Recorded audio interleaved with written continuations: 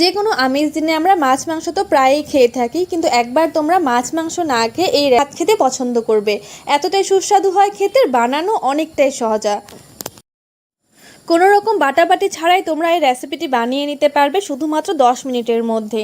তো সবার প্রথমে আমরা এখানে একটা কড়াই বসিয়ে দিয়েছি, সেই কড়াইয়ের মধ্যে দিয়ে দিয়েছি 1 থেকে 1.5 গ্লাস মতো জল। এবার এর মধ্যে লাউ পাতাগুলোকে দিয়ে দেব।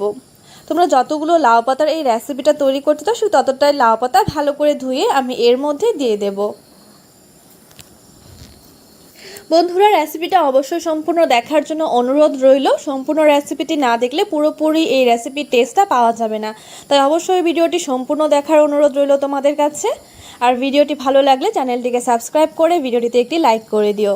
তো পাতাগুলো দেওয়া হয়ে গেছে, এবার খুবই সামান্য পরিমাণ একটু নুন এই পাতার মধ্যে দিয়ে এটাকে 1 মিনিট মতো একটু বয়েল হতে দেব, খুব বেশি না, জাস্ট 1 মিনিট।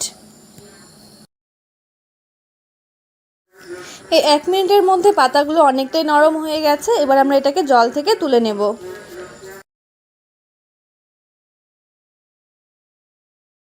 তারপর আমি এখানে একটা মিক্সার গ্রাইন্ডার নিয়ে নিয়েছি, সেই মিক্সার গ্রাইন্ডারে কিছু শলা কচুকে এবার ছোটো ছোটো টুকরো করে কেটে নিয়েছি। কেটে নিয়ে এবার এর মধ্যে কোনো রকম জল ছাড়াই এই কচুটার কিন্তু একটা পেস্ট আমাদের তৈরি করে নিতে হবে। খুব বেশি একটা মিহি পেস্ট তৈরি করব না, হালকা একটু যেন দানা দানা এর মধ্যে থাকে সেইভাবে পেস্টটা তৈরি করে নিতে হবে।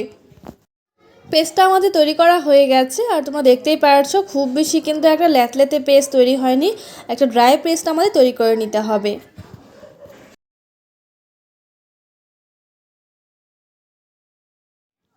তারপর এর জন্য একটা মশলা রেডি করে নেব। তো ওই মশলা রেডি করার জন্য সবার প্রথমে এর মধ্যে দিয়ে দিলাম 1 টেবিল চামচ পরিমাণ সাদা সর্ষে। তোমরা এখানে সাদা কালো দুটো মিক্স করে নিতে পারো সর্ষেটা। দিয়ে দেবো 4টি চেরা কাঁচা লঙ্কা। তারপর এর মধ্যে দিয়ে দিচ্ছি 10 থেকে 12 কোয়া রসুন। এই রসুনটা সম্পূর্ণ অপশনাল, তোমরা চাইলে এটা সম্পূর্ণ নিরামিষ করে তৈরি করতে পারো, অসাধারণ লাগবে খেতে। আর অবশেষে দিয়ে দিচ্ছি 1 টেবিল চামচ পরিমাণ পোস্ত। তোমরা এই পোস্তর পরিবর্তে নারকেলটাও ব্যবহার করতে পারো, কিংবা পোস্ত এবং নারকেল দুটোই ব্যবহার করতে পারো। তারপর এই সব কিছু কিন্তু একসাথে ভালো করে একটা পেস্ট তৈরি করে নিতে হবে, খুবই সামান্য পরিমাণে একটু জল দিয়ে।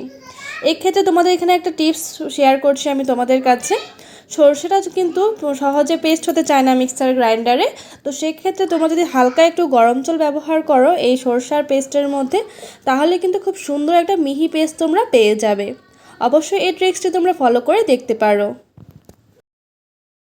তারপর এই সম্পূর্ণ পেস্টে আমরা এই কচু বাটার মধ্যে দিয়ে দেব।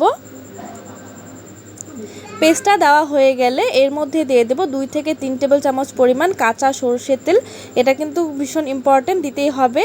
এই কাঁচা সরষের তেলটা দেওয়ার পর দিয়ে দেব স্বাদ অনুযায়ী একটু নুন, আর দিয়ে দিচ্ছি খুবই সামান্য পরিমাণে একটু চিনি। এবার এই সব উপকরণগুলোকে একসাথে ভালো করে মিশিয়ে নিতে হবে।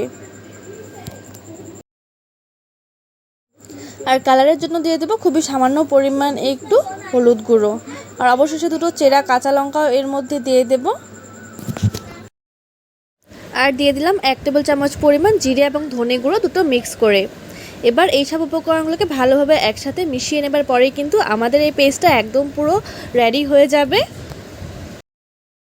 অন্যদিকে আমরা যে লাউ পাতাটাকে হালকা বয়েল করে রেখেছিলাম সেখান থেকে একটা একটা লাউ পাতা নিয়ে নেব।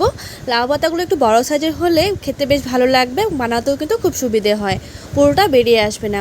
তারপর সেখান থেকে 1 থেকে 2 টেবিল চামচ পরিমাণ পুর দিয়ে দেব, যতটা পুর বেশি করে দেওয়া যাবে ততই কিন্তু খেতে ভালো লাগবে। তারপর এভাবে 4-5 থেকে ফোল্ড করে নেব।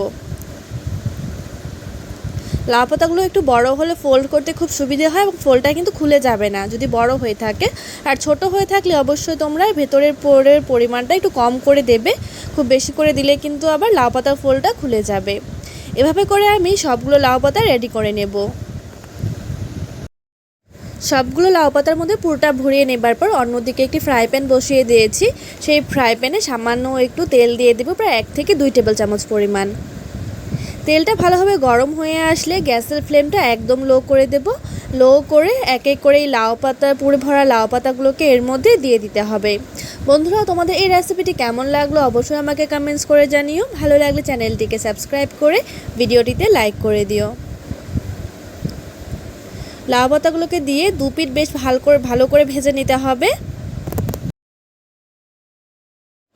এক পিঠ হয়ে আসলে আমরা আরেক পিঠ উল্টে দেব। একটু সাবধানতা অবলম্বন করে এটাকে উল্টাতে হবে, নাহলে কিন্তু পুরোটা বেরিয়ে আসতে পারে। এগুলো ভাজতে কিন্তু খুব বেশি একটা সময় লাগবে না। আমি 2 মিনিট করে দুপাশ বেশ ভালো করে একটু লাল করে মুচমুচে করে ভেজে নিয়েছি। এবার এই লাউ পাতার বড়াগুলোকে তেল থেকে ভালো করে উঠিয়ে নিতে হবে। আমি তোমাদেরকে একটা খুলে দেখিয়ে দিচ্ছি ভেতরটা ঠিক কেমন হয়েছে। সর্ষে এবং পোস্তটা কিন্তু কচু বাটার সাথে একদম পুরো জমে গেছে। একবার তোমরা এই রেসিপিটা ট্রাই করে দেখতে পারো, অসাধারণ লাগবে খেতে।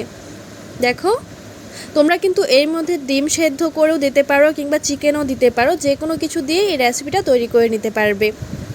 আশা করছি ভিডিওটি ভালো লেগেছে। ভিডিওটি শেষ পর্যন্ত দেখার জন্য অনেক অনেক ধন্যবাদ।